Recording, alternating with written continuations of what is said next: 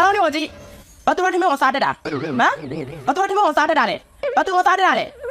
လိုက်ကြည့်စားပြမယ်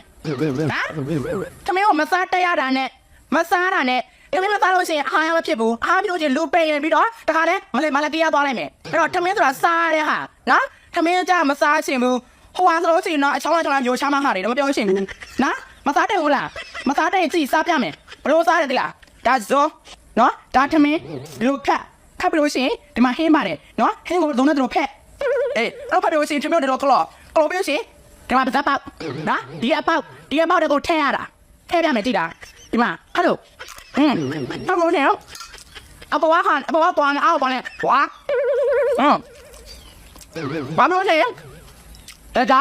တွေ့လားအဲ့ဒါကိုညိုချတွေ့လားညိုချအဲ့လို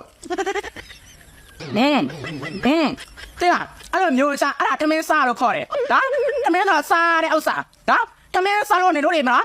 ဘာမှဖြစ်သွားဘူးထမင်းမစားလို့တော့ကလေးထမင်းစားလို့တော့ကလေးမတင်မသားတော့မရှိဘူးထမင်းဆိုတာစားတဲ့ဟာတိတရနဲ့ထမင်းမစားတတ်တာလေးပါလေးညာလေးနဲ့ထမင်းကိုစားထမင်းစားမအားရှိမှာထမင်းကတော့မစားချင်တော့ခိုးလေးဝါတော့ကျွန်တော်မလေးသင်ဆောင်လို့ပြောစမ်းမလို့စားပြတာစားပြသွားနင်းမဆောင်ညမဆောင်ရင်စားမှာမပြောစင်နော်တတ်တိချာစားထမင်းကိုစိတ်ရကြပြီတယောက်လာဒီချိုးနှစ်ယောက်လာဒီချိုးထမင်းစားနေပါမလားဆိုတော့